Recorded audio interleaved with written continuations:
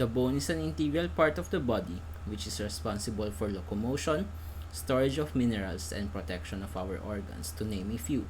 However, it is prone to injuries due to old age, accidents, and sickness. Currently, there are only two methods for bone grafting, namely autografts and allografts. Post-operation, these methods have risks such as limited bone supply and immune rejection. One possible solution is the use of a combination of chitosan, polycaprolactone, and polypyrrole composites, which are able to mimic the properties of the bone. These composites are easy to synthesize, are porous, flexible, can give electrical stimulus, and are biocompatible. The main objective of the study was to synthesize and characterize an optimized composite and see whether it was biocompatible in vivo onto mice femoral bone.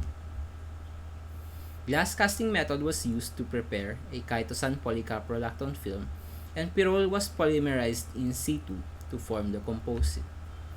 These composites were then characterized for their functional group composition using FTIR, morphology using a scanning electron microscope, showing attachment of polypyrrole onto the chitosan polycaprolactone surface, while thermal decomposition by TGA showed that the composites are thermally stable at body temperatures.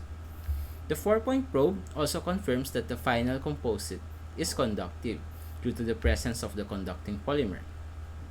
Water uptake, porosity, and swelling studies proved that the composites were porous, were able to absorb water, and do not degrade at physiological conditions, meaning that these composites allow cells, fluids, and nutrients to pass through it.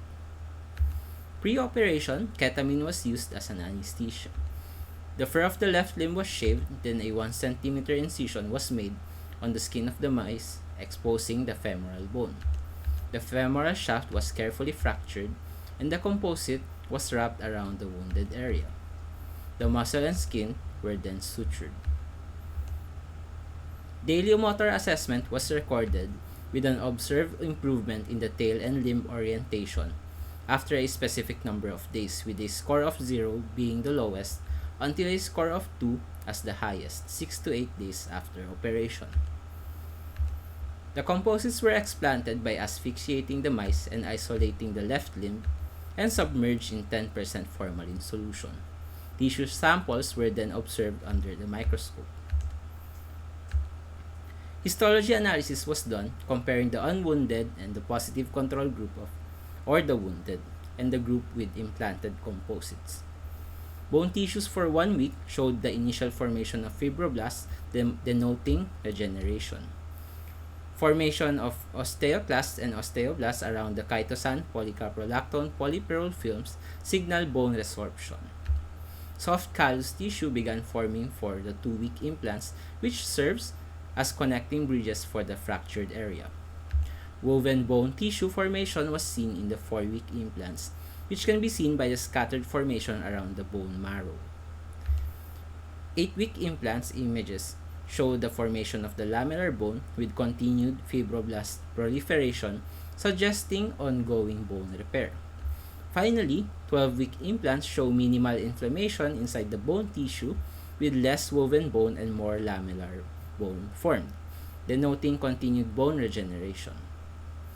To conclude, an optimized composite was fabricated and characterized, while histology studies showed the progressive repair of the bone tissue, showing the possibility of these composites to act as artificial bone grafts.